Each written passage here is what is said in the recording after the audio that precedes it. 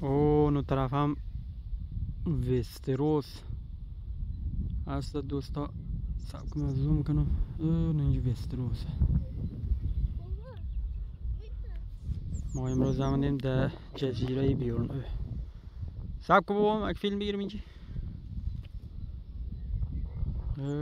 خیلی جایی مقبول و قشنگ.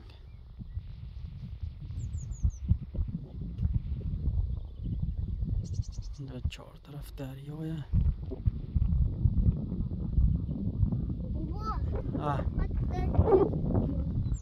چی؟ اقلتی بابا.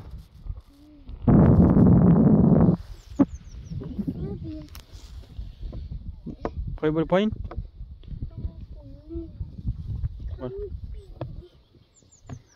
سنگ میندازی؟ بنداز. وای. پای بری پایین؟ یواش برو. برو پایین.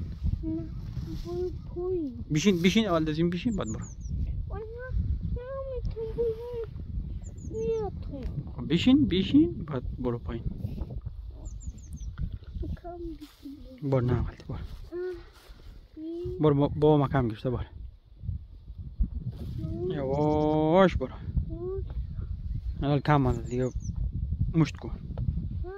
نمیخوای باش. یواش بشین. آرام برو که بابا آمد. ای بابا اجان ها؟ آره نیجم چک تاپگه خوب مقبول.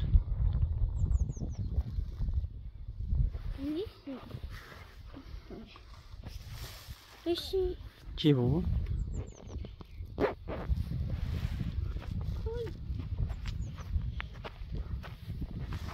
آسا مار سنگ جوای مار پوری سنگ کردی. پوری سنگ کردی بابا. سنگارش چی میکنی جمع کردم داری؟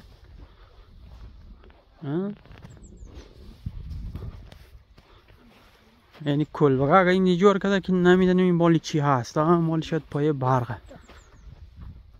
اینی